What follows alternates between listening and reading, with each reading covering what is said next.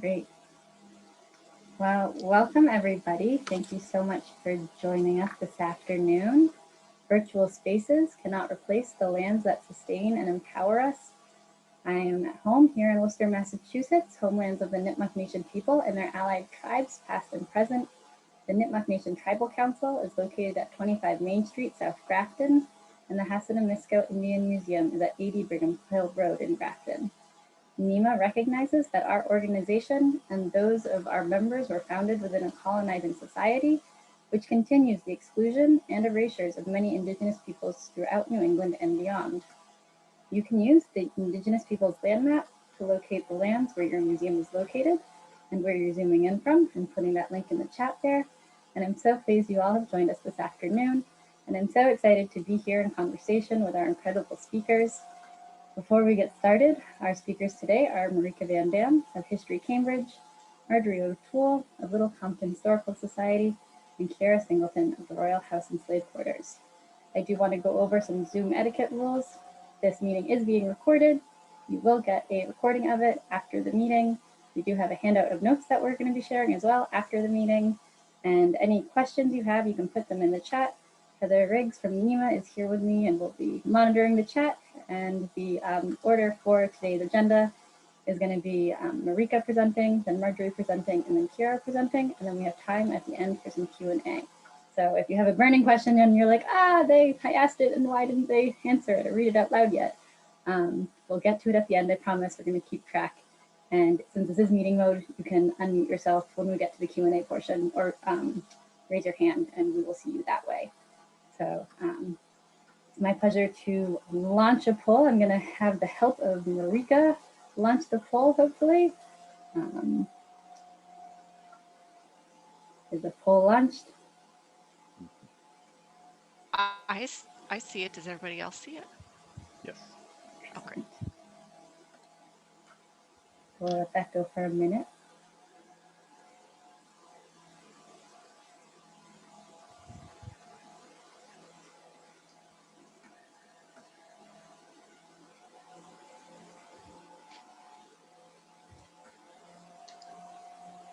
And how are responses going, Marika? Well, Scarlett, they're going really well. So for our first question, my first question to you is, can you hear me okay? Yes. Yeah, okay, cool. This internet, it's not great. It's one of those days. Number one, where is your museum in the process of telling the history of people who were enslaved at your site or in your region? It looks like about a third are developing content. Runner-up, I've begun research. Oh, no, these numbers keep changing. So what am I supposed to? I'm not a polling person. Why did I get in charge of this? You're doing great. Okay, thanks. Is there not just a way that I can share this with everybody? Once you end the poll, you can share it with everyone. So if you want to, we'll give people another 10 seconds to fill out the poll. And then 76% have voted. Perfect. Okay. Well, thank you everybody who's voted. This is just kind of a great way to get an overview and introduction as we move forward with the workshop. And Marika's going to close the poll now and share the results. Can you see them? I cannot see them, but most people should be able to. Oh.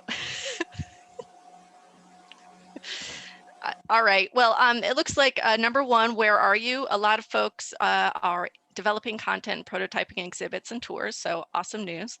What is the greatest challenge to your work? Time. Runner-up, internal resistance to change. 3, do you feel that your organization is ready to take on anti-racism work? 60% said yes. So that's cool. So that's good help. And 4, do you think your public is ready to see your organization take on anti-racism work? Almost the same amount said yes as the previous question, 58%. So great. Well, thanks for helping lead that poll, and hopefully that will give everybody a good grounding of where folks are coming to this workshop. And with that, I'm actually going to hand it over to our first presenter, Marika from History Cambridge. Hi, everybody. I'm back up again. Marika here, Cambridge Historical Society / History Cambridge. We're doing a name change, and I can tell you all about that another time. Thanks, Scarlett. I'm so pleased to be here. I feel a bit unworthy. I know there are so many great folks on this call who've already done a lot of work. So many wonderful faces that I haven't seen in such a long time. Some folks here that have actually helped us on our journey. So hello and welcome. So I guess my role here today is to talk about an organization that has started some anti-racism work. So just to give you a little bit of background on us, the Cambridge Historical Society was founded in 1905 on white privilege. We were for West Cambridge, upper middle class white people, very exclusive. Folks don't know, if you don't know about Cambridge, Massachusetts, a very wealthy community, especially this part of town where we are affiliated with Harvard. Just kind of a typical historical society for that point in time. We have a historic building, the Hooperly Nichols House, second oldest in Cambridge. Parts of it date from 1685. It came to us 50 years after we were founded. We were exclusive, membership was exclusive up until the 1970s when the organization started to run out of money. And so they decided to let the riffraff in. I was told even into like the 80s, we were an organization that was 50 of the most important people in Cambridge and their wives. So we've come a long way, I think, in recent years, but as part of our rebranding, it's the overcoming the baggage that comes with being a historical society. Unfortunately, I'm sure I don't have to tell most of you about that. Sally, she's nodding her head. So nice to see you. Former executive director on the call, so she's fact checking me as we speak. So, you know, it's interesting, this question about is your organization ready to take on work like this? So I interviewed for this job 6 years ago, practically to the day. And I wasn't keen on going back to work for a historical organization. You know, in my mind, I had had some troubles working with them. They were not as forward thinking as I would have liked, etc. At my interview, you know, do you have any questions for us? I asked if I wanted to do an exhibit on, or a program or whatever, about how the Boston bombers were from Cambridge, how would you feel about that? And that really, like, I saw some like shuffling and like looking at feet and all of that, but they were like, yeah, you know, like, we're open to it. And so I took the job and here I am. I had to have a test, I think, of this organization before I came in here. And so I was like, all right, this is an organization that is hopefully open to taking this on. So did we do anything anti-racism related for a few years? No, we did nothing. I was doing other things. It wasn't until 2019 that we decided to form a group to think about our history. And history. Sorry, I have like 10 minutes and I have so much I want to tell you.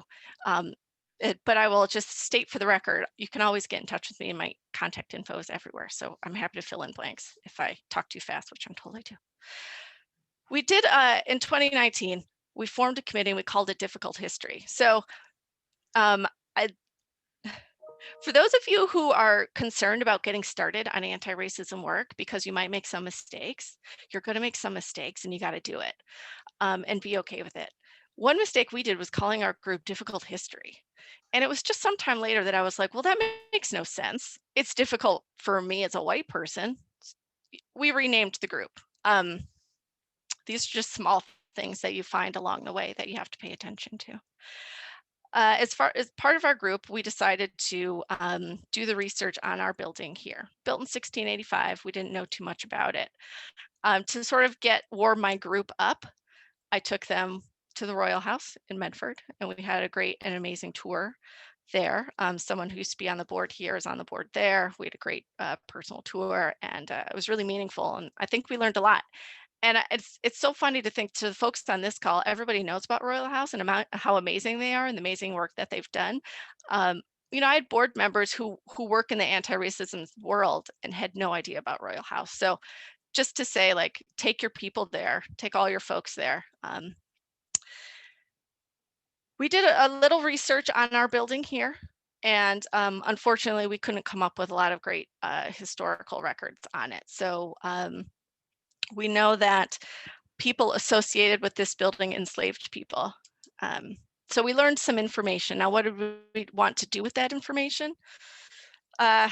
We are not a traditional historic house museum in that we don't have tours. We don't. This is our headquarters, so we don't have like interpretive panels inside. We don't have a lot of guests.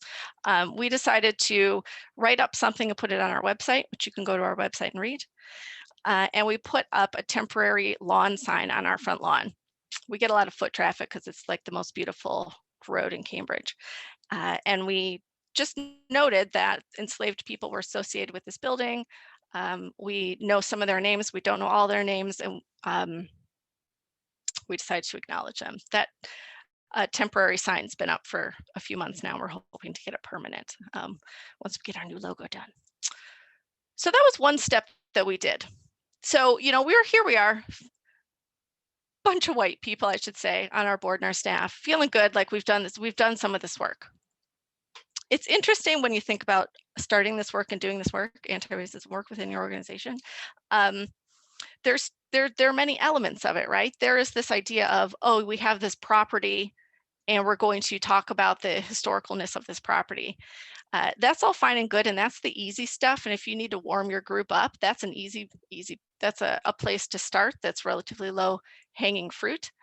I found that here I was thinking our group was very progressive on the inside, our board. And then George Floyd was murdered. And our organization, like so many others, were like, we need to say something, we need to do something. And we wrote up something, staff did, shared it with the board, and I'm drawing a fine line here because I want to tell you guys everything because we're peers and I respect and love you, but we're also recording this. So anytime you feel like you want to get the real scoop, just call me. I had some board members who felt strongly about some of the language that we used, like white supremacy, and they said, well, we're not KKK people. Like, this isn't who we are. And then I finally realized that, sorry, I just saw a comment and it made me laugh. It made me realize we have so much internal work that we still have to do, right? And the historical research is the easy part for this group because it was so far away and we're so far removed from it. But this idea of tackling this historical society and our white roots and who we are and who we've excluded is so hard. And that's where it's going to be hard for people. So I'm just want to make sure we know all of our pain points going forward. So last fall, I took a walk down Brattle Street. Like I mentioned, it's one of the most beautiful streets in Cambridge. I started noticing all the Black Lives Matter signs on everybody's streets, in front of everybody's houses, and then a lack thereof. And as I walked up and down the street, I started to just think about, the history of our street and our place and of this whole area. This whole area was once one place, and it's now been divided into hundreds of homes. And it really got me thinking about land and the history of our shared land. And this is I started talking about with friends and colleagues here and staff and other folks and neighbors. And it's so funny. I had some people say, oh, well, I'm okay. Like, my house was built in 1895. Like, I'm not mixed up in any of this. And it's just such a settler point of view that this, like, our houses are us, but this land was all here. This was all one place, and this was all has a shared history. And I think that was really, really important for us to know. And out of that walk that I took, looking at people's signs, from very small Black Lives Matter signs and windows to like hand painted across all windows, we decided here to form a group called the Tory Row Anti-Racism Coalition, TRAC. And our goal is to embark on a learning journey with all of our neighbors and friends here on Brattle Street about our past. So anti-racism work as a group is tricky. We wanted to open it up and help everybody learn and learn from each other. So I have a bunch of folks, I think, here on this call from Longfellow House. I just want to give them a huge shout out. They've been doing amazing work. I kind of feel like they should be talking instead of me. Anyway, they are great partners on track with me. So it's a private public partnership. We have neighbors, we have organizations, and our goal was to learn together. So I call it learning journeys and remembrance events. We have learning journeys where we talk together, but then we have remembrance events that we're going to have once a year where we do something to talk about the history of the street and learn and share together. So here I am all jazzed up about this idea, right? This is going to be so great. I get to know my neighbors. This is so fun. I sent out letters to all of our neighbors. So Brattle Street's kind of a long street and there's some cross streets. So I send letters, handwritten, everybody in this neighborhood, come join this online Zoom event that we're having. It's going to be so great. And it was great. We had a lot of really cool, interesting people join us on this. It was a bit of a leap. You know, my board is like, has since come full circle around and support our anti-racism efforts. It's very exciting. I'm all jazzed up. And I just want to tell you this because track is an idea, like it's still kind of half baked and it's evolving because it's not my idea. I want it to be this birth child of everybody on the street. And I only have a few minutes left, but I want to tell you about some positive and negative effects of this group. One, let's talk positive because positive is great. Out of the blue, I get a $10,000 donation, unrestricted, from somebody I didn't know. Who says anti-racism work doesn't pay? We got to know some really interesting neighbors, some members of ours who had fallen off the radar, like physically came here the next day to like tell me how great our presentation was and how they want to get more involved.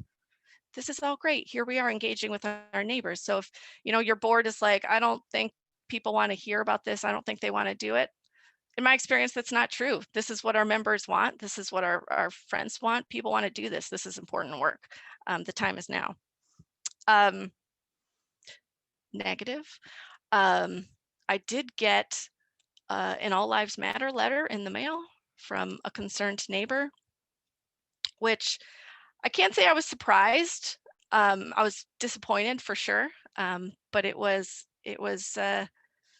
even in 02138, the most opinionated zip code in America, full of liberal Harvard types. I got this letter that was, vaguely threatening and not very nice and very discouraging.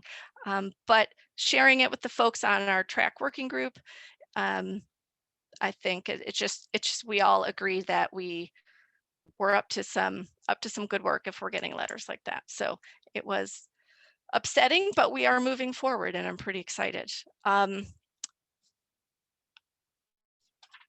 so much I want to say, but I will end on these two ideas. One, as far as our anti-racism work, we knew that it was important because we were coming from such a place of white privilege as an organization, and we wanted to really put our money where our mouth is, show what we were doing, etc. Be transparent. On our website, you can go on our website, and across on the header, there's a section that says anti-racism work, and you can click on that and you can see our progress. So every quarter,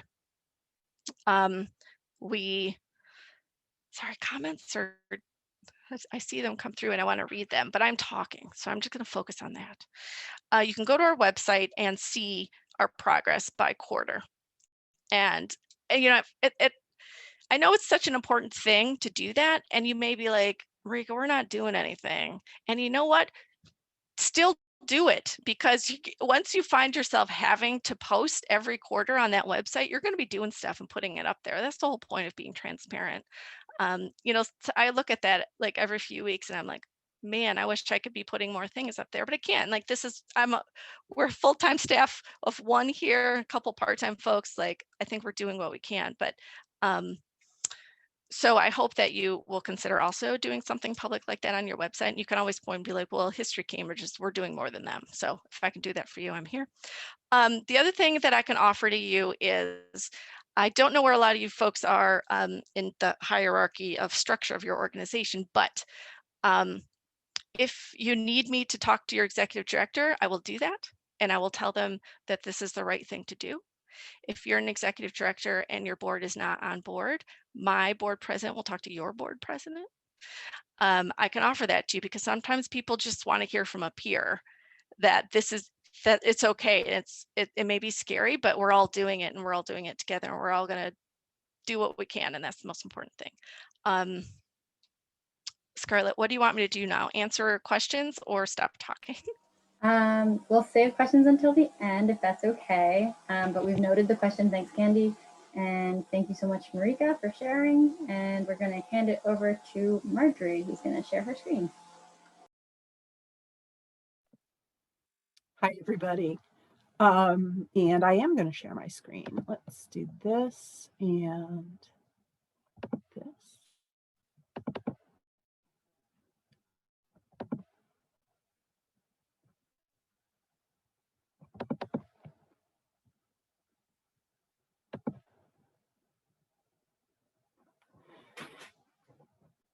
Okay, great. So first of all, thank you so much for having me here today, be a part of this. I'm very, very pleased to be part of something a little bigger than Little Compton. If any of you know our community, we're a very small town in Rhode Island. We're very geographically isolated. We're the only museum in the community, so it's very nice to step out once in a while and be a part of a group instead of sort of being by ourselves. Little Compton Historical Society, very traditional New England Historical Society. We were established in 1937, started having paid staff 20 years ago. I've been here for 15 years. Just to give you a sense of the type of organization we are, sort of small but mighty. Our budget hovers around $200,000 a year. I'm the only full-time year-round staff person. I have 2 part-time staff members, one for administration, one for museum education, and we hire a couple of docents in the summertime. So we feel, to me, like a very small organization. The reason why I think we're successful is that we try to offer something new every year, a special exhibition. And because it's new every year, our local folks come back and want to see what we've done. So in 2016, our theme for the year was slavery, indenture, and freedom in Little Compton. We did a special exhibition. We did a book, a 320-page book that was based on 5 years of research. And the book focuses on the personal stories of the people who were enslaved or forcibly indentured in our community. We did an online database. It was all the records that we found. That's available on our website. We brought in experts to provide lectures for our audience members, school visits while the special exhibition was up. And then what's really sort of wonderful for us is that special exhibition turned into a traveling exhibition. And that doesn't normally happen for us because really, who cares? Besides Little Compton, who cares whatever happened besides Little Compton people? Who cares what happened in Little Compton? But if you're focused on a bigger topic, if you're focused on something like slavery and freedom, people outside of our community cared. So the exhibition went to the Public Humanities program at Brown University, and it went to the Episcopal Diocese Center for Reconciliation in Providence and stayed there for quite a while. Since then, I've been asked to speak different places, and more exciting than occasionally speaking is that other Rhode Island communities have reached out to us for some help with doing similar work in their communities, and that's been really rewarding. So what I'm going to talk about today is what worked for us and for our organization while we were doing Black history in our community, which is essentially an almost exclusively white community. The 2010 census showed that there were less than 1% African American or Native American people living in Little Compton. So on the surface, this would be the last place in the world to have a rich, robust Black history.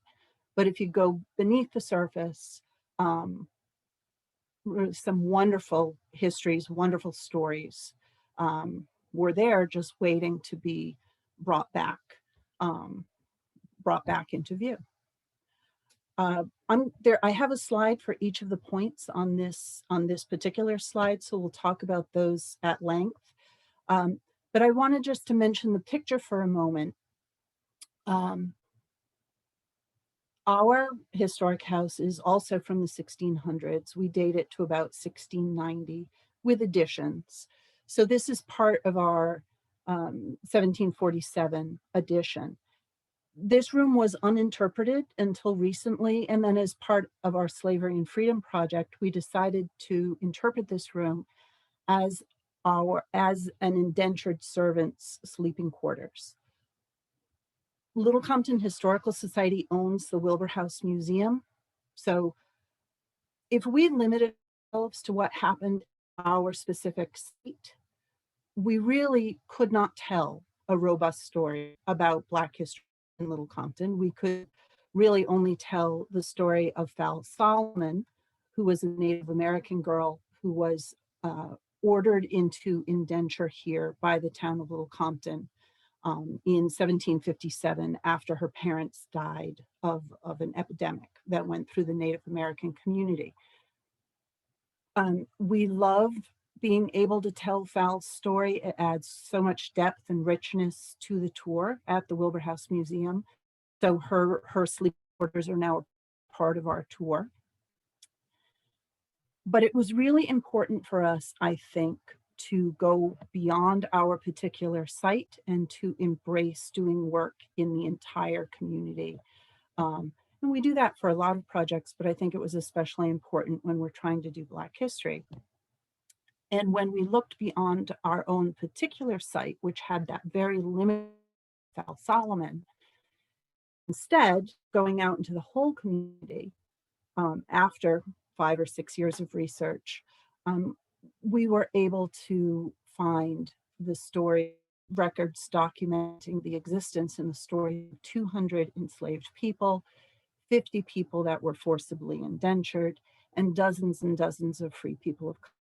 And this was really shocking and surprising to many members of our community who in 2016 still truly did not know that there was slavery in the North, and especially had a hard time understanding that there was slavery in, such a nice place as Little Compton. It was mind-blowing for some people, but they were ready to learn.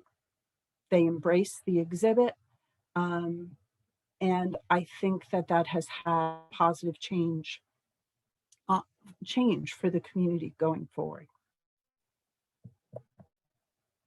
So this whole project really started as a term paper for work I was doing for my master's degree. And it was going to be a 20-page paper on African-American slavery in Little Compton. And when I started to do the work, it very quickly became clear to me that Indigenous and African slavery was really entangled in Little Compton, and I believe throughout New England. And for me, it did not make sense to try and untangle them. It made sense to tell both stories at the same time because in so many ways they overlapped. Indigenous slavery predates African slavery. Enslaving Indigenous people is how New England's English people learned to be slaveholders. And that experience helped them make the laws and the procedures that they followed when they started to enslave African people. Indigenous and African people were enslaved in the same households and worked side by side. And then certainly we know that there were biracial and multiracial families. So telling all the slavery stories at the same time really made a lot of sense. And although, again, this term paper was supposed to be just on slavery, the more work I did, the more I learned. It became absolutely obvious and apparent to me that Indenture was wrapped up tightly around slavery.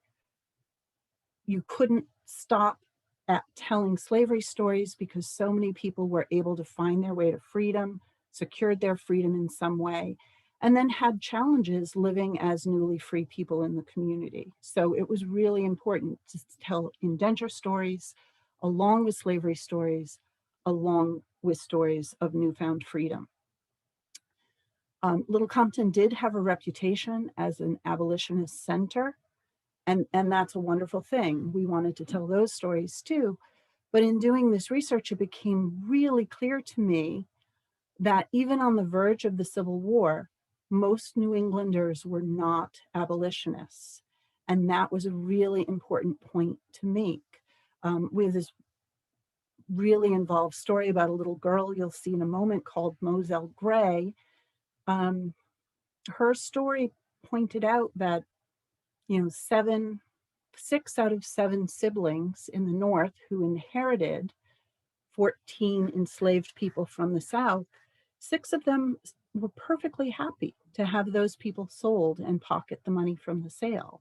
And it was only the 7th brother who raised any kind of objection about selling human beings in 1860. And this was all of these folks lived in New England. They were not abolitionists. They were happy to profit from slavery in 1860. And that was a huge surprise to me. And then as it came close to the end of the project, and I was really starting to wrap up the book, the racism component became equally important to the others. You know, I had this wonderful collection of personal stories, interesting information, but I asked myself, now, what good is this going to do if I can't tie it in some way into what's happening today? You know, what can I do? What can we do as an organization to try and have this project have some sort of positive impact today? And the answer was really, well, let's explore the history of racism in Little Compton, and let's try and make some connections between the racism of the past and the really sad fact that we are a 99% white community today. There have to be connections between those things. Let's explore them. And writing the racism section was the most concerning to me because I was talking about people who were people's grandparents and great aunts and uncles, all well within living memory. And someone said to me very wisely, I don't think anyone's going to be surprised if you say that their grandfather was a racist. And that's really quite true. On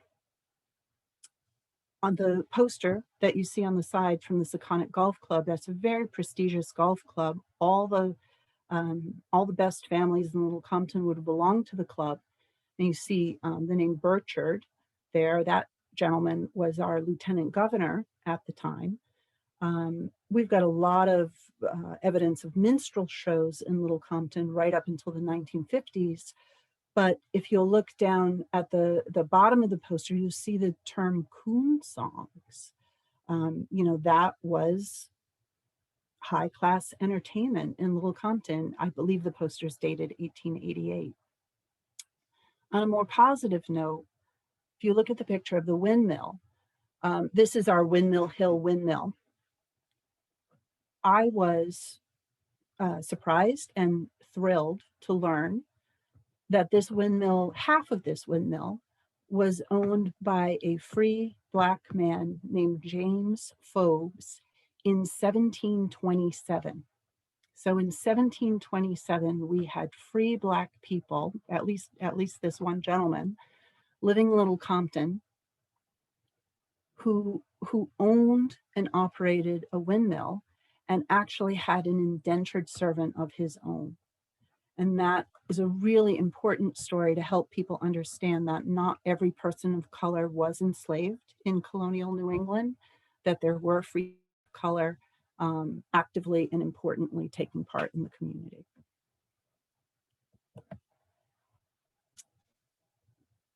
A bit of advice I have for anyone undertaking the study of slavery for their organization is to go public as early as you possibly can and ask for help and ask for community input. We did this in a lot of ways in newspapers, social media posts, and in a presentation about 9 months before the book was published. And I was absolutely thrilled. Descendants of slaveholders were bringing me bills of sale for human beings that had been hidden away in drawers in their household generation. Now they were finally seeing the light of day. I had a white woman come to me after my talk at the local community center, and she handed me copies of her, I think it was seventh great grandfather and grandmother's freedom papers. She was descended from enslaved Black people.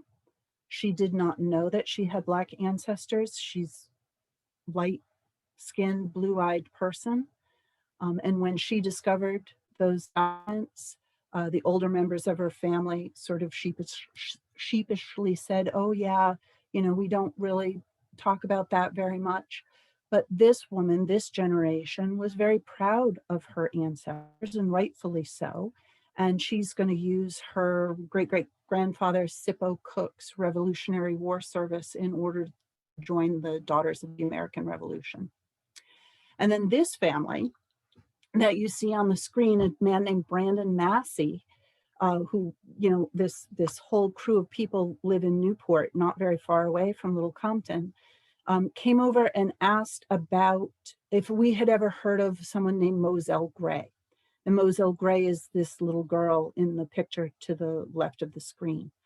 I had not heard much about her, but when I looked into my archive, I actually had quite a lot about her, including this photograph that the Masseys had never seen.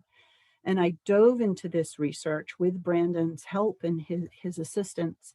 It is a fascinating story. We don't have a lot of time for it today, but Moselle's story is a whole chapter in the book that we wrote, Enslaved in the South, Freed and Brought North, and actually very, very challenging life here in the North in Little Compton, and makes you question if she wouldn't have been better off staying at home in the South with her family.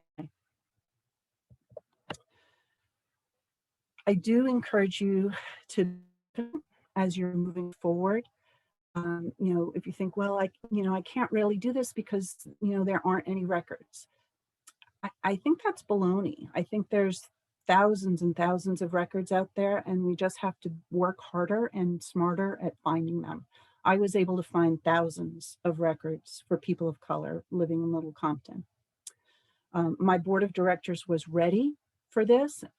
I have 3 90-year-olds on my board. I have at least 3 people descended from slaveholders. Agreed to do a year focused on slavery and freedom, unanimously with no discussion. I asked, some preparation, I asked the question, was agreed upon. The community was ready. In the year that we did this project, our audience is probably 4,000 or 5,000 people that year. There were only 4 negative interactions with people. And if you do the math, 4 is statistically insignificant, so I like to ignore them. I did get great feedback from my professors, my former professors, and one of them said to me, this is great, but really, it's a collection of stories. And, after feeling a little hurt about that, I got over it. I think stories are absolutely perfect and appropriate for public history. It's a way to draw people into history. These are biographies of people who have been completely forgotten and now were returned to our local history. Stories are good enough. And even when we were doing our exhibit, you can see the exhibit sort of in the background, I had no objects. I had no photographs of enslaved people. The stories became the objects. in the exhibition. Each little square is one person's biography. Many of them are 50-word biographies, some are 100. There might have been a couple of 200-word biographies if we really knew a lot about them. The stories were absolutely enough.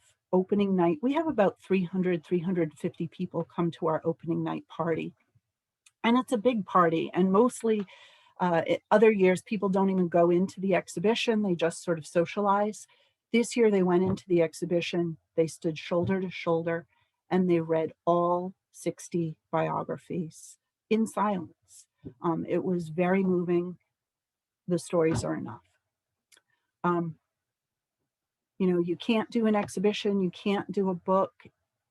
You can research one person. You can write a blog post.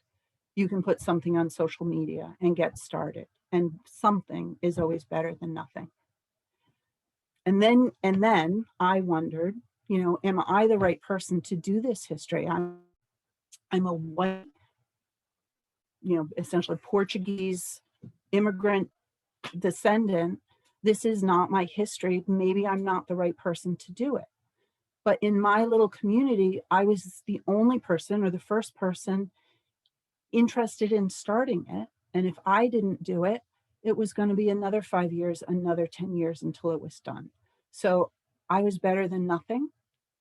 And I was able to welcome other people in who really brought their own family stories and made it a much better project because of their input. And, you know, why should organizations dive into the history of people of color in their communities? I think we have a moral obligation to do this work. We have to tell the truth.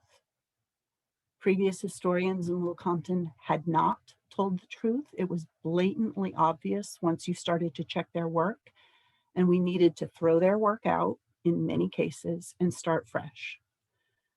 We have to add forgotten voices to our local histories. If our community had gotten to the point that we had forgotten, we had 10% population of color in 1757. We thought of ourselves as a solely white community. That's not historically accurate. We have to get back to accuracy and truth. And we have to take the time to repair the broken histories that we inherited from previous historians who truly, purposely altered histories in order to whitewash those stories that they chose to tell. At the bottom, and I show this slide a lot when I do talks, on the left-hand side, you can see the histories that we inherited, and then you can see what was really true once we did the research. So in our archive, we have a list of 44 Negroes and Indians. Well, in reality, when you do the work, we had 250 enslaved and indentured people here between 1674 and 1816. One older historian, one previous historian was all excited because he found a Black record, a marriage record for enslaved people, as though that was a novelty or something really unusual. But in reality, there are 9 records like that. It was not a novelty. It was really normal for enslaved people to marry and have a marriage record in our community. And I do want to say, this is very local history. What is true for Little Compton is not going to be true for other towns in New England. We have different language in the documents when we talk about slavery here. We have different experiences. It's very local, very community-based. And that's why it's so important for lots of communities to do this work so we can sort of patch it all together. And I won't go through all of these because I've probably gone over my time. But actually, let me just do to Nat and Kate their freedom. Over and over again, I see in our older histories, the owner of Nat and Kate gave them their freedom. And, you know, this is presented as this marvelous, wonderful thing. If you look at that man's will and you read his will, he did not give Nat and Kate their freedom. He gave Nat and Kate the opportunity to purchase their own freedom by coming up with their own freedom bond, which would have been £100. And that was an enormous amount of money and really, beyond their ability to find that money as enslaved people.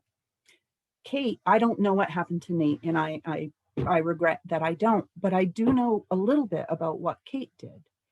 Kate was an elderly enslaved woman. She could come up with £100 and buy her freedom. And if she didn't, she was going to continue to be enslaved by this man's son. So Kate didn't find the money and she continued to be enslaved by this man's son. Kate ran away, and Kate ran away as an elderly woman.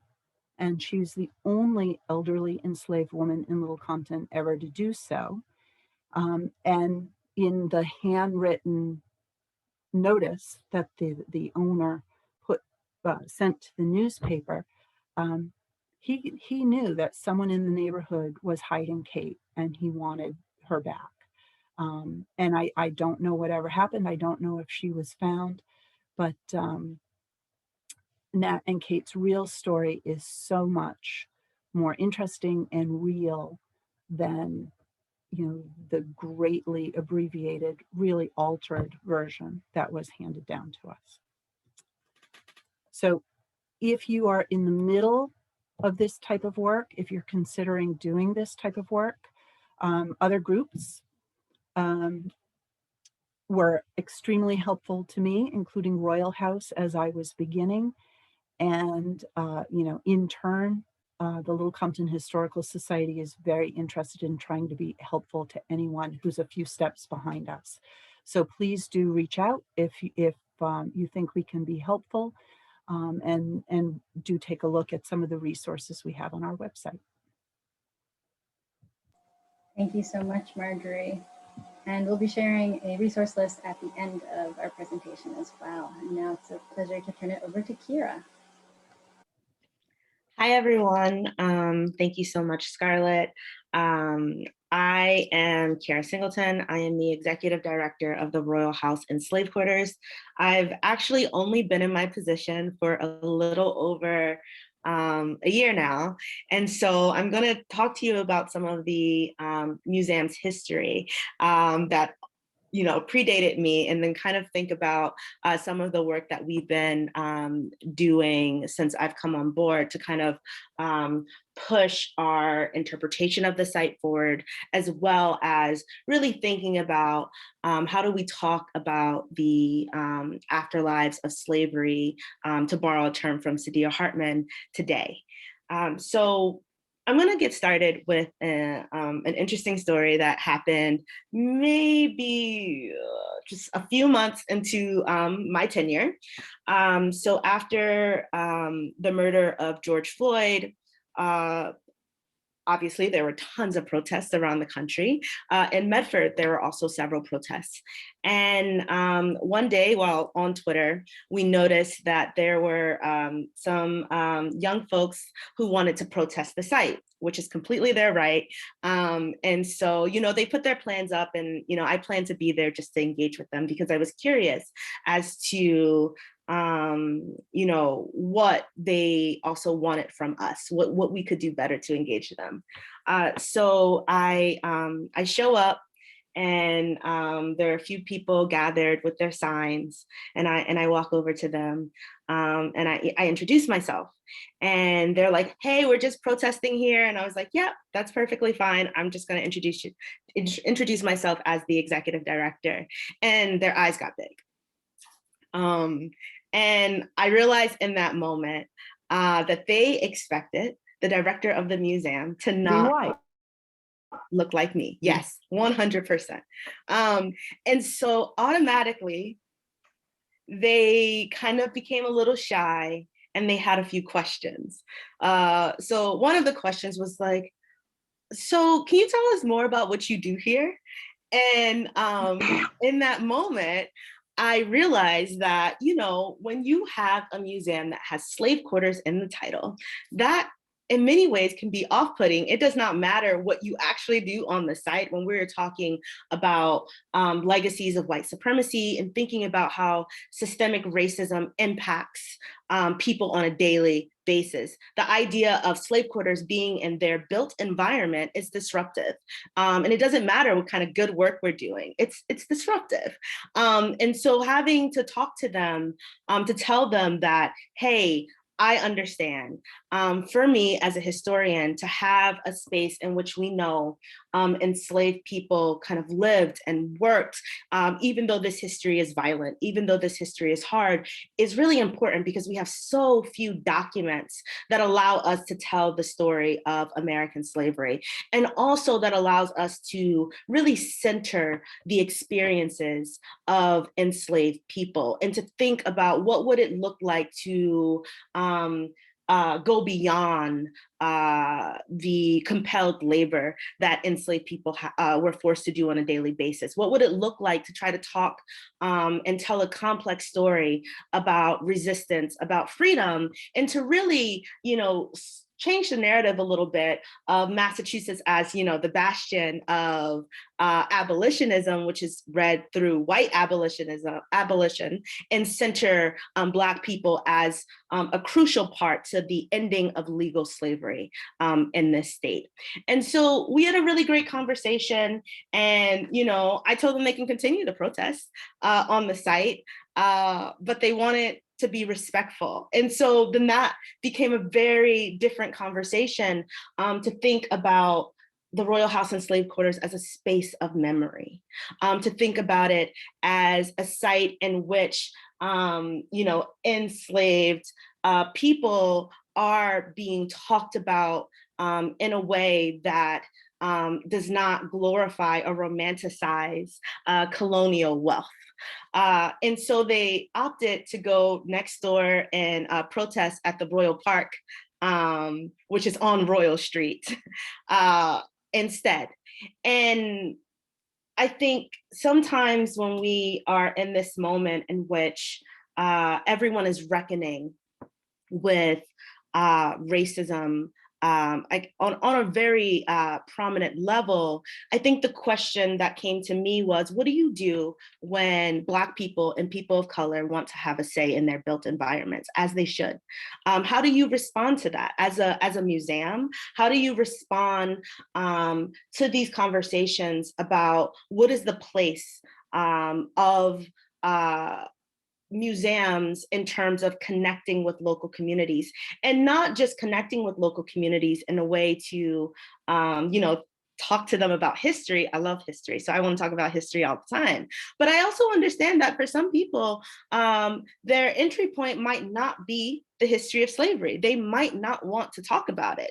However, it is our responsibility to still engage them. And so one of the things that we did during COVID was to really think about how to reach out to different communities and meet them where they were. So what issues are important to you? For some communities, that's mass incarceration. For other communities, if we were to go over to East Boston, that's the substation, and they want to talk about environmental racism. For other communities, if we're looking at, throughout Boston, that is gentrification and displacement. And then to do programs around those issues and then tie that to the legacies of slavery and to talk about why understanding that history can allow us to understand the moment that we are in, but also to imagine and to ask what does a better world look like? And centering the voices of people who are impacted by these issues on a daily basis. And so I wanted to start there because it's something that has been on my mind. It's been on the board's mind when thinking about how a museum is a part of a social justice movement. What is our role in social justice today?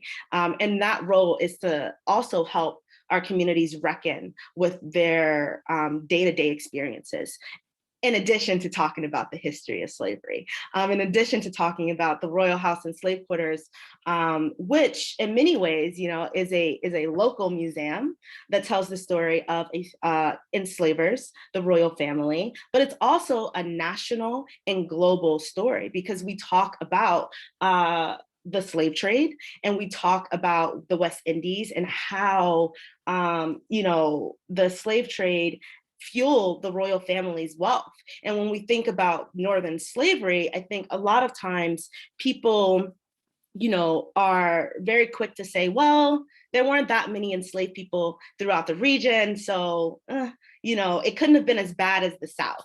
And that's it's wrong, one, because if we think about the local economies, they're completely intertwined. You cannot talk about slavery in the South or slavery in West Indies without talking about Massachusetts or New England in general.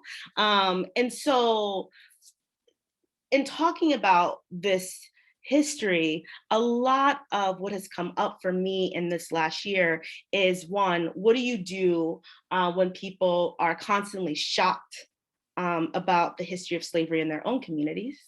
And then what do you do to push it beyond that initial, I just want to learn everything about it phase, to making sure that no one can go through our museum or, watch our virtual exhibit and go, wow, the 18th century was terrible.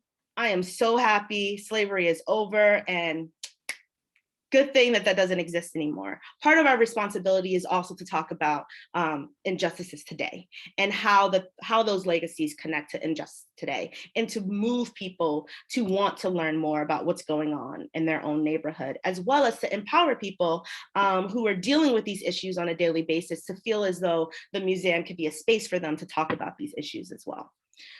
So I wanted to start there by thinking about the present, and now I'm going to work my way back.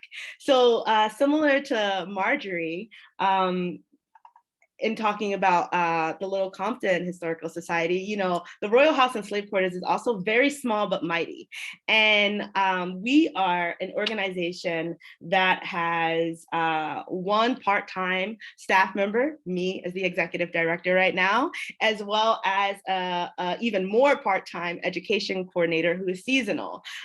So there's a lot of work that happens that really does come from our amazing volunteers as well as our board of directors. And so thank you all for talking about how our museum has been an inspiration for how to talk and interpret your own sites. So I'm going to start with how we kind of got to the interpretation that is currently what we're known for.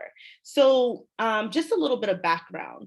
The museum came into being in a very I'm not going to say that it's unique. I think I will say that it's a typical way. So the Daughters of the American Revolution in 1898 kind of pulled people together to preserve the site in order to preserve their American patriotism that once existed on our site. So it had nothing to do with preserving the site to talk about slavery. That is what it has turned into, but its original roots was to really highlight the fact that George Washington once interrogated someone on our site, that you had different generals who, made the site a base during the American Revolution. So it's really to highlight and talk about its connections to the American Revolution.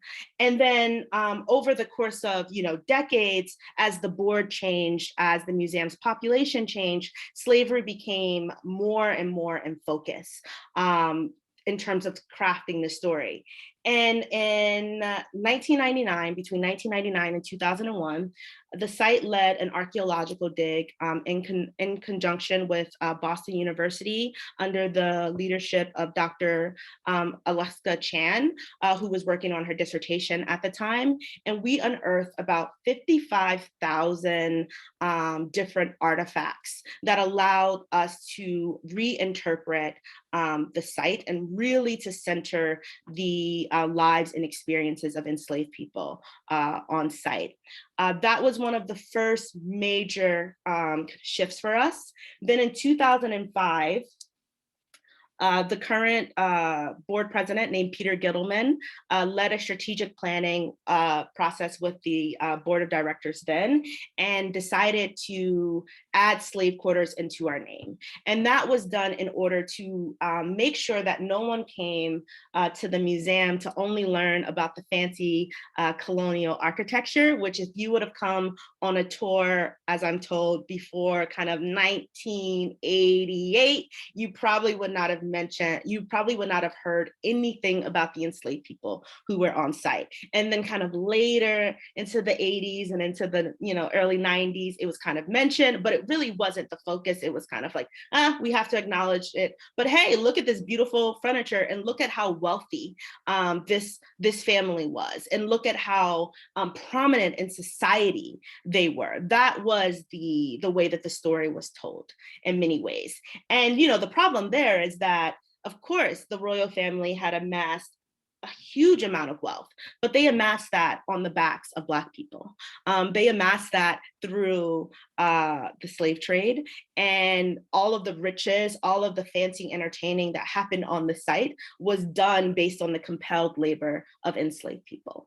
And so that story became really centered after the archaeological dig, and especially around 2005.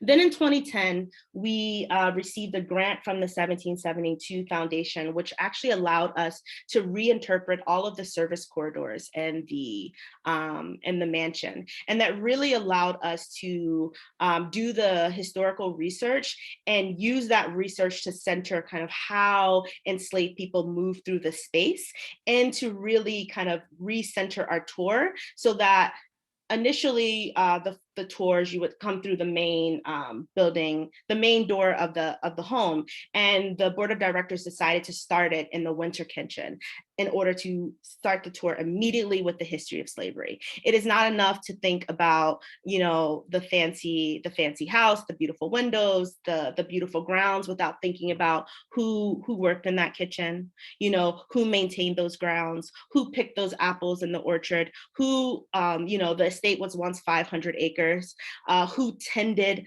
to the livestock, who tended to every single aspect that made a 500-acre farm run. That history has to be centered. We can't actually not do that.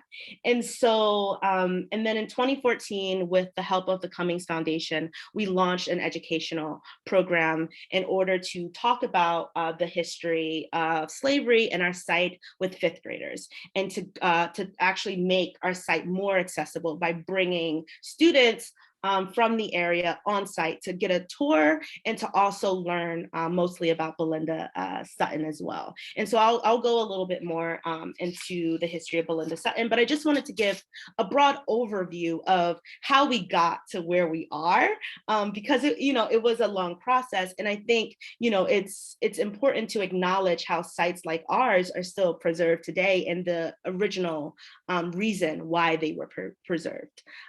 So I'm going to actually give you all a sneak peek into the museum. We filmed a virtual tour this year, and I'm going to show you what it would look like if you came on tour through about a 2-minute clip going through the winter kitchen. So one second.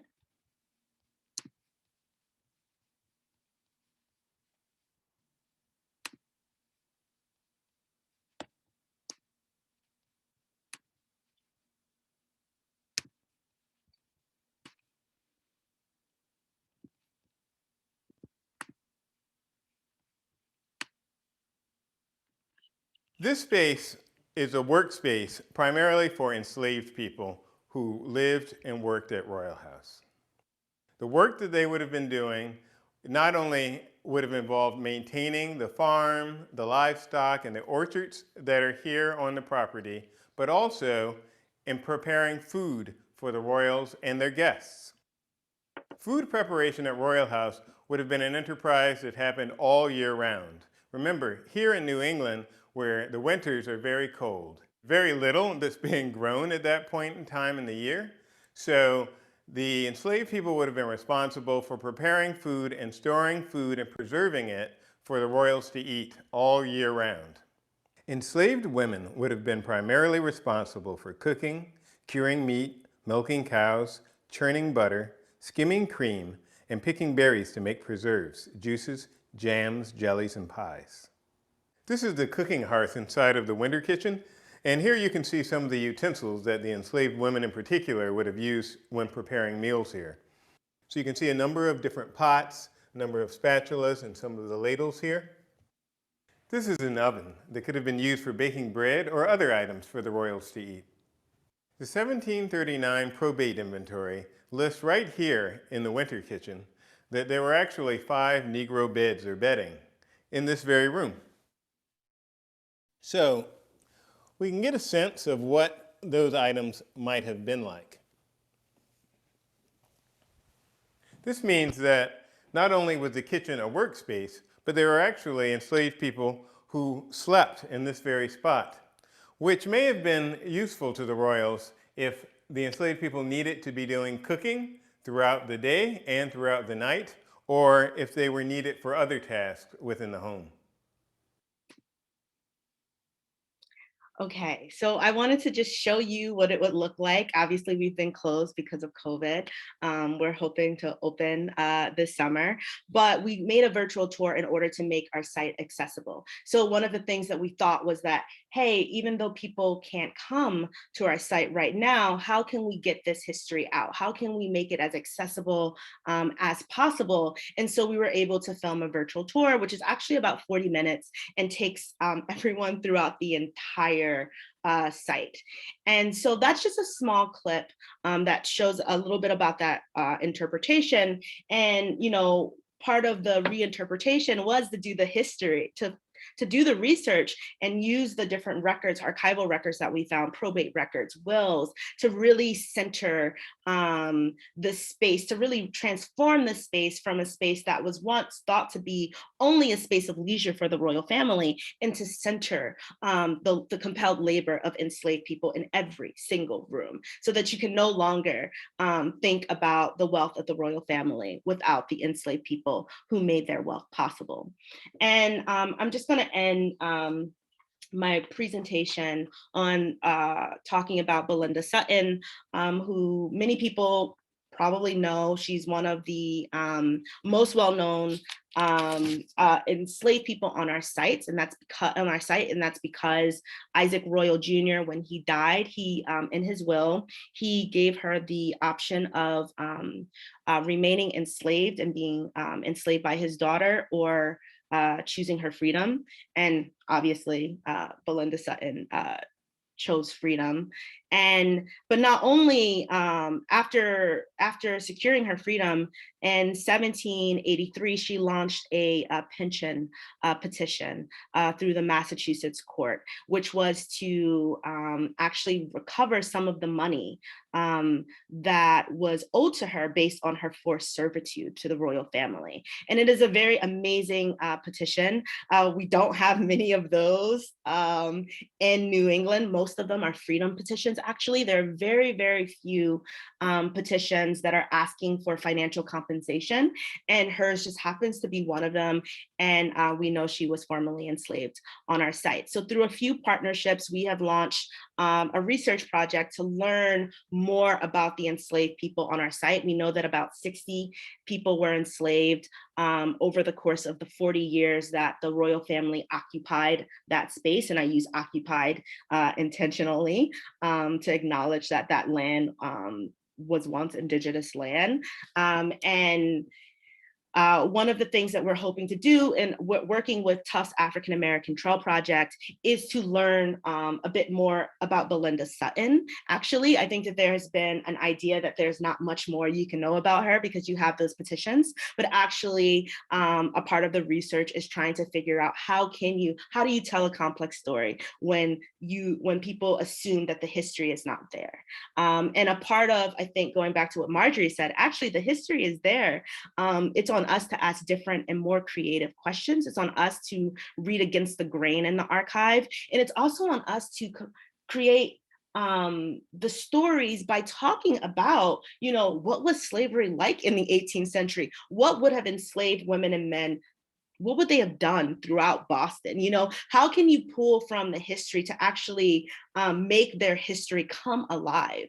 It's not enough to just say, here are the documents, and we can only understand this history through archival documents, which are often contested because they're from the point of, you know, enslavers. So they're not necessarily going to tell you anything about enslaved people all the time beyond the violation of slavery. So how can you do that work that doesn't make violence the cornerstone of enslaved people's history, to borrow another term from Marissa Fuentes? And I think a part of that work that we have done is through using artifacts, which help us talk about leisure resistance on our site. What could it have possibly looked like? We know on our site that during the archaeological dig, that there were amulets that were found, there were game pieces that were found directly in the yards that border the slave quarters, which are out of the sight of the main house. So we can tell an actually interesting story about how enslaved people made time for themselves and their family, and how they were able to circumvent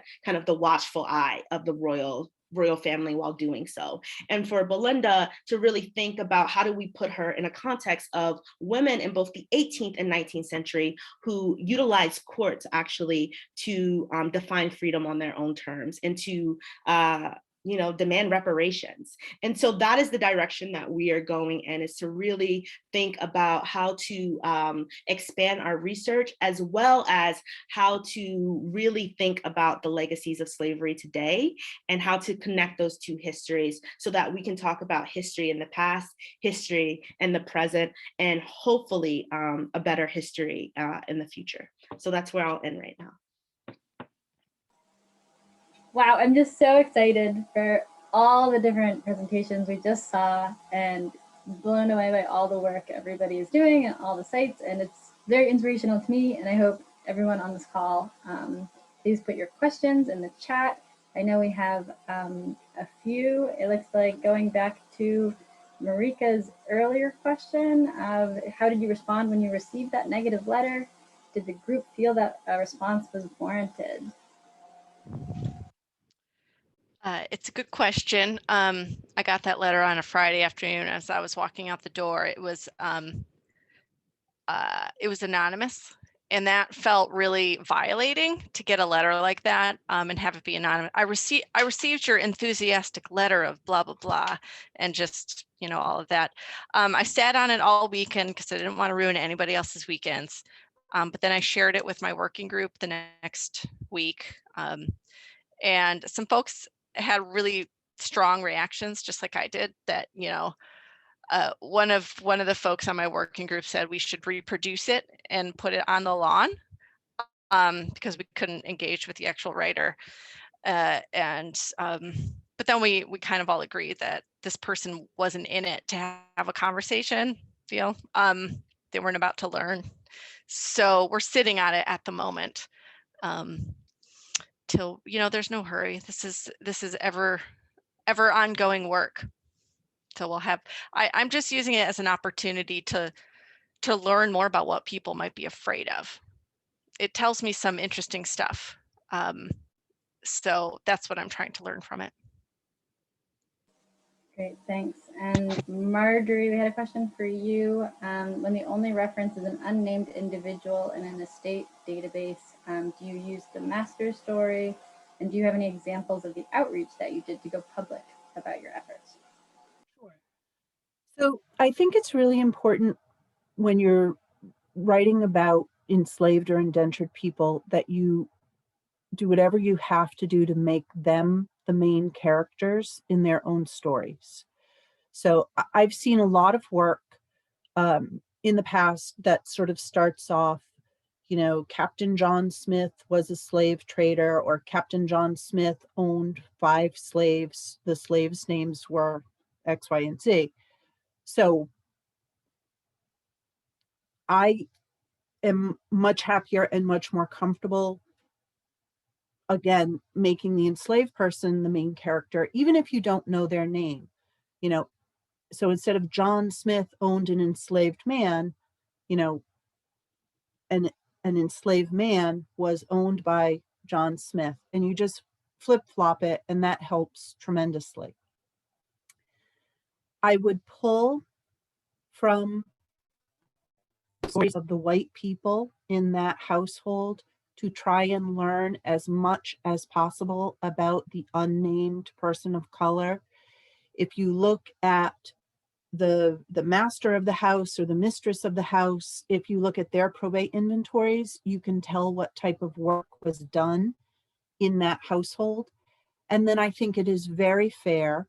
It may be a little intuitional, but very fair, as Kira was saying, to paint a picture of that enslaved person doing that kind of work. If there's all kinds of dairying equipment in those probates, it's very safe to say that that enslaved person, especially a woman, would have been involved in dairying work.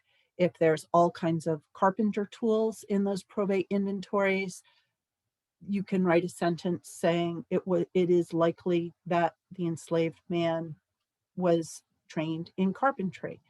So it's intuitional, it's intuitive.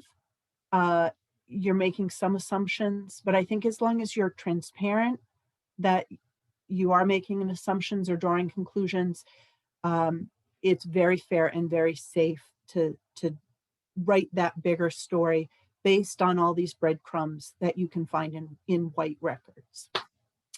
What did we do to get the word out? You know what?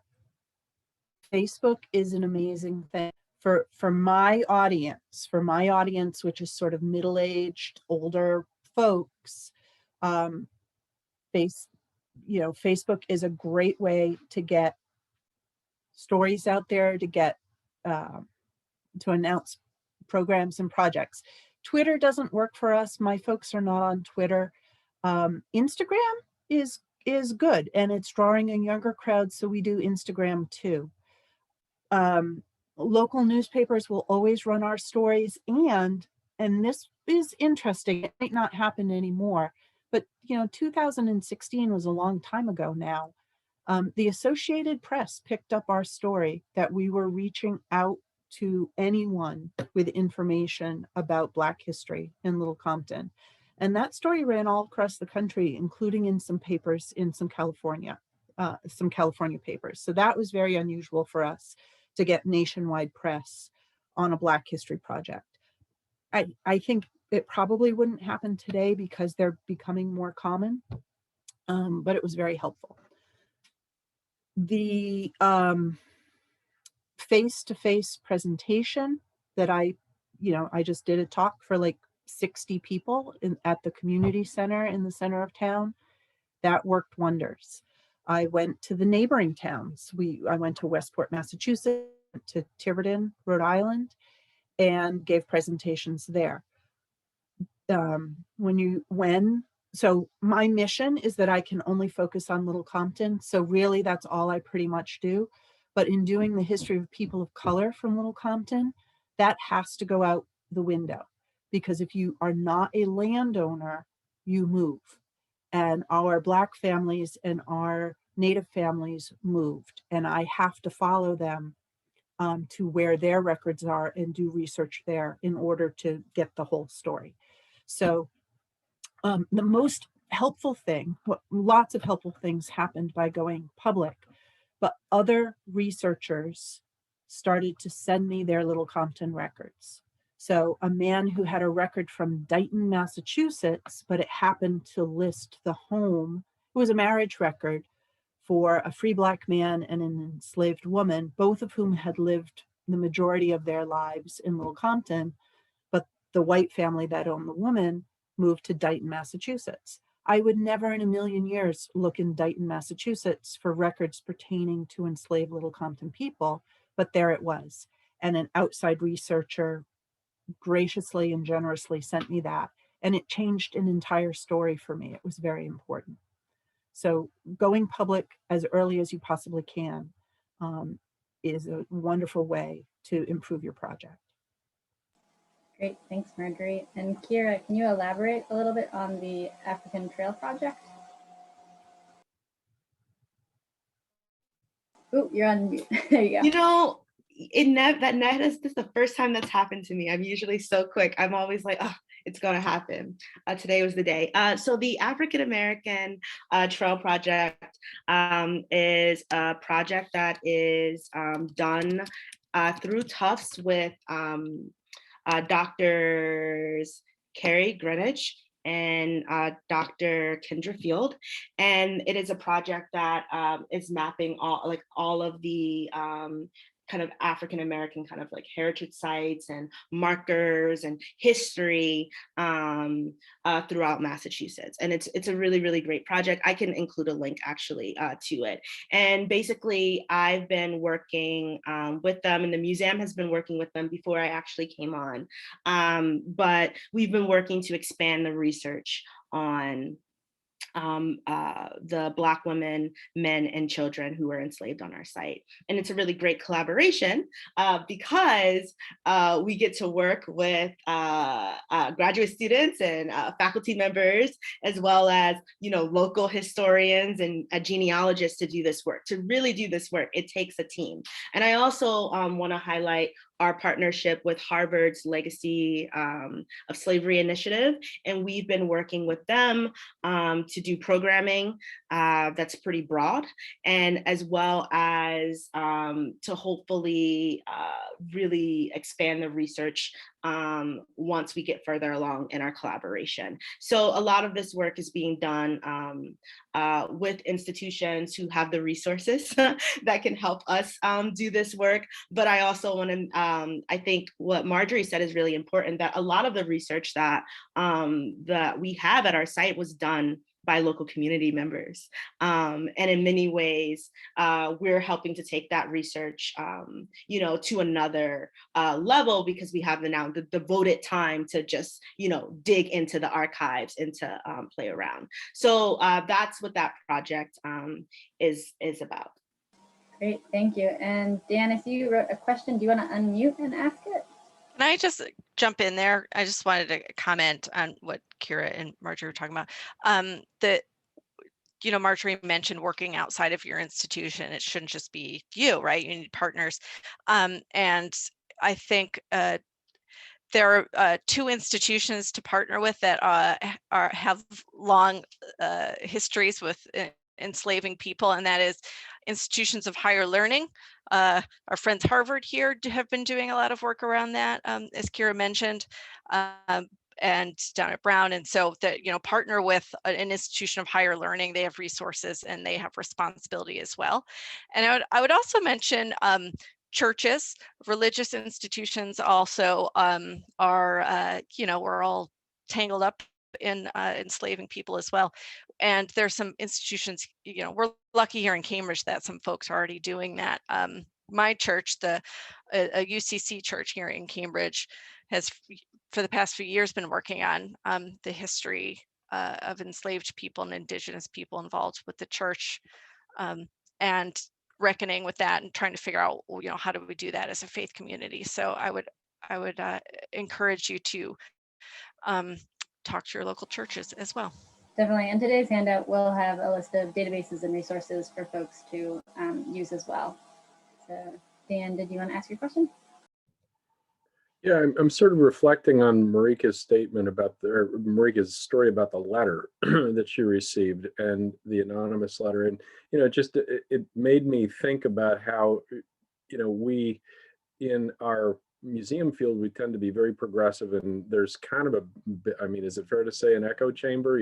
We're doing the work and we kind of all agree with each other this is something that's necessary. But I just did a quick run of the 2020 election. 38% on average, in New England supported Donald Trump, white supremacist. And so the question is, like, what kind of work do we have to do, and what are we saying as museums to these folks that are undergirding the systemic racism that's been happening, and they want to see it continue?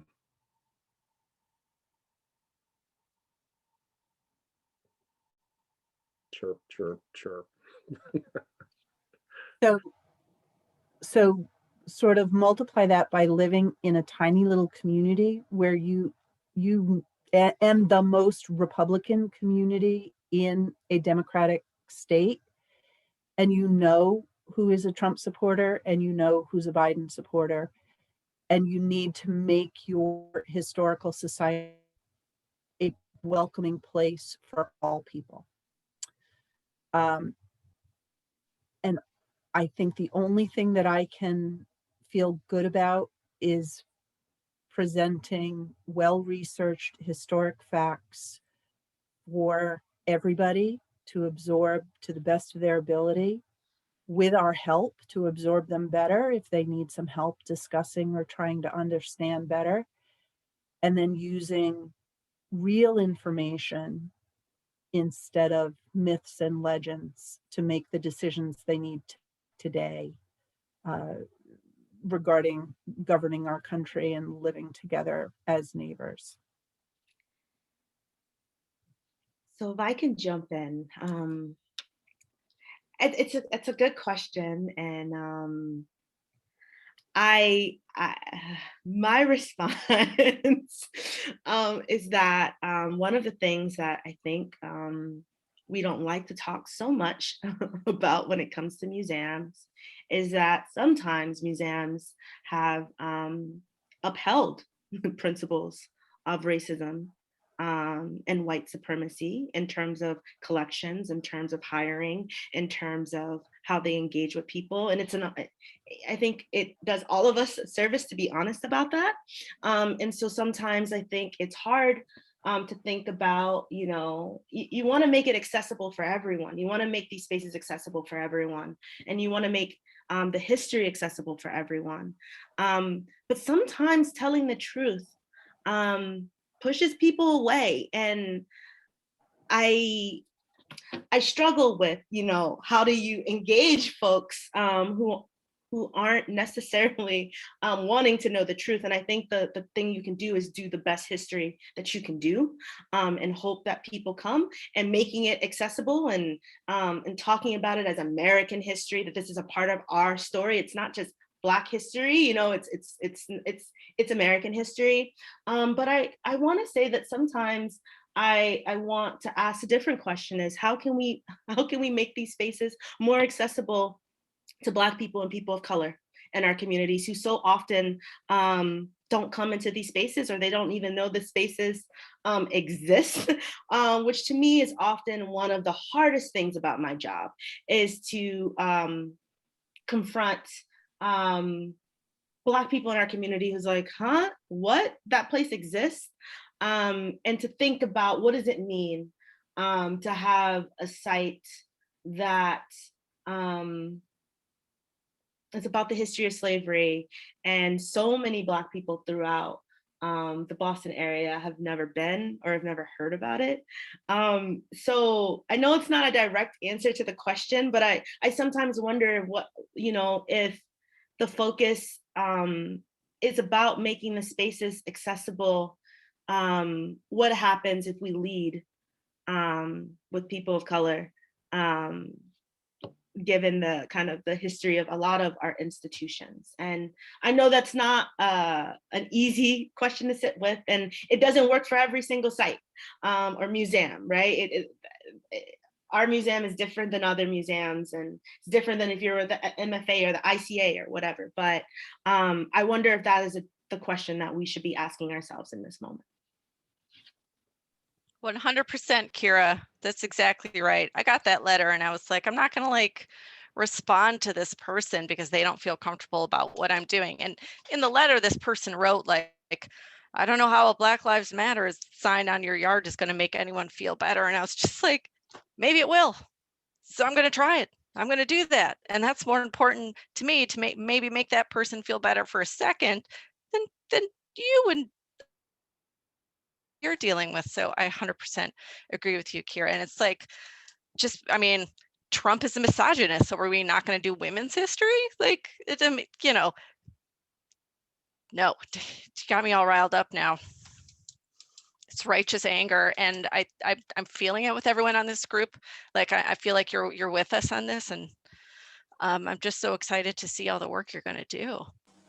Yeah, thank you so much, everyone, for joining us today. And thank you so much to our speakers. And Kara, thank you for showing us that behind the scenes tour. So exciting. And, hopefully we'll be able to convene again. Hopefully we'll hear about how everybody's going at their sites, and you can expect a recording and a handout. Otherwise, have a wonderful rest of your afternoon, and thanks for holding space with us today. Have a good day. Keep up the good work, Nima. Thank you. Bye, everyone.